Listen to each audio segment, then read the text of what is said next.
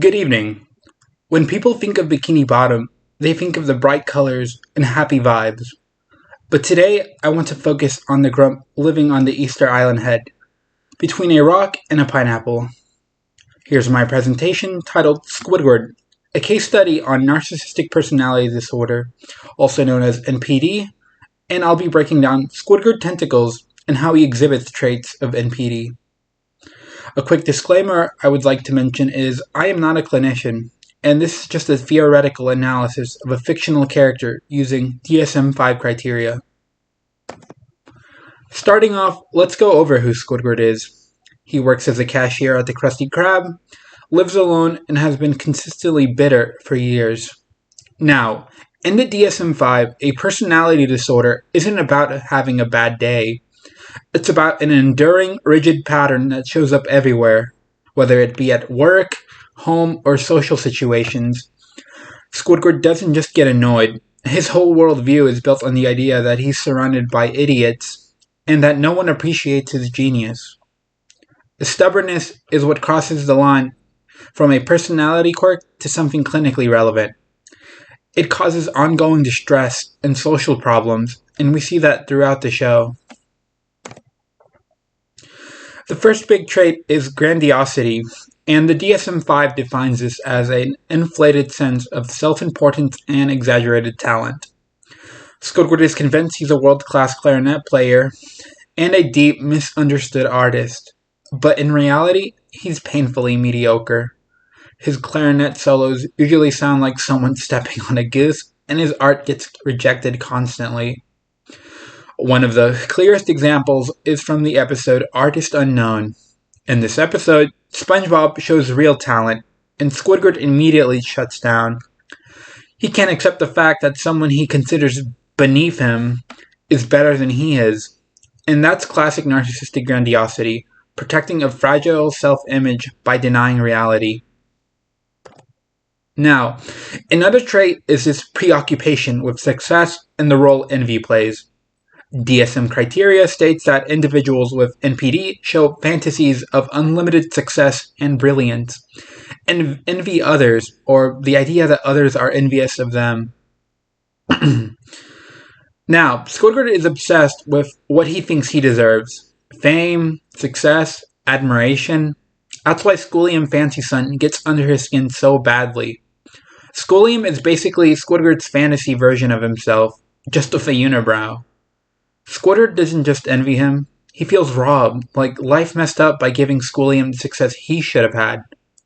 He's also weirdly resentful of SpongeBob, not because SpongeBob has anything Squidward wants materially, but because SpongeBob is happy.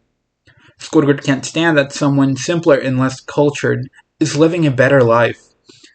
That resentment fits the DSM-5 criteria almost perfectly. Now, another major sign, a lack of empathy and the willingness to use others for self-esteem or entertainment. The DSM states this as lacking empathy or an unwillingness to recognize the feelings of others. For example, in the episode Fools in April, Squidward sets up a prank that literally launches SpongeBob around the room and causes real pain. He calls him a little sausage and proceeds to laugh, while SpongeBob is in agony. When he finally apologizes, it's only because the town turns on him. Not because he feels bad, but rather because he just doesn't want to be the public villain. He struggled to apologize to SpongeBob using methods such as a tin can and a string so he wouldn't have to make face-to-face contact. Now, in this section, I'd like to cover differential diagnosis, which is basically ruling out other disorders that might look similar. The first one we have is schizoid personality disorder. At a glance, this seems like a match. People with schizoid personality disorder avoid relationships and show very little emotional expression. Squidward constantly says he hates people and wants to be left alone. But here's the difference. Schizoid individuals don't care about praise or criticism. Squidward does. He desperately wants applause. He wants an audience. He wants acknowledgement. Someone with schizoid personality disorder wants genuine solitude. In the episode Sleepy Time, SpongeBob enters Squidward's dream and sees himself performing in front of a crowd, receiving praise from the audience. Squidward wants attention just on his terms, so schizoid personality disorder does not fit. Next, we have antisocial personality disorder, or ASPD for short, which is also referred to as sociopathy. And it could be argued that Squidward is rude and aggressive, but ASPD requires a long-term pattern of violating other people's rights, breaking the law, and showing no remorse for it. But Squidward doesn't meet that. He has his moments of moral clarity. In the episode Pizza Delivery, when the customer berates SpongeBob for missing his drink, Squidward actually defends him by throwing the pizza at the customer's face. That moment matters. A true antisocial personality person wouldn't care at all. Some would even enjoy the confrontation. That scene shows Squidward isn't cold or remorseless. He's just bitter and self-absorbed. So ASPD gets ruled out too. Now, what does this mean for his actual life? Well, socially, he has no real friends. SpongeBob tries, repeatedly, but Squidward's superiority complex keeps him from appreciating the one person who genuinely cares about him. As for occupationally, he's stuck in a cashier, not because he lacks dreams, but because he refuses to put in the work. He thinks effort is beneath him, and that keeps him stagnant. Now, emotionally, he's miserable. Constant irritation, bitterness, disappointment. It becomes a cycle. He feels superior, but the world doesn't validate it, so he becomes angrier, which isolates him even more. Now, to wrap this up, Squidward is fictional, but his character lines up surprisingly well with the core traits of narcissistic personality disorder. His grandiosity keeps him blind to reality, his envy poisons any chance he has at appreciating his own life, and his lack of empathy just keeps him isolated, even when people do try to reach out.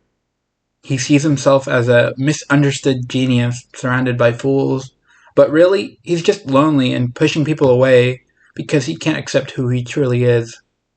Now, one fun fact I'd like to throw out on there is from the episode Squidville, where Squidward moves into a gated community with individuals like himself. At first, he enjoys his time there, but eventually grows sick of living there, saying there should be a law against so many stuck-up tightwads living in one place. Ironically, even though he recognizes the irritability of people like him, he refuses to see it within himself. These are the references I used for the DSM-5 criteria, examples from the show, as well as other resources diving deeper into narcissistic personality disorder. Thank you for listening, and that's about it.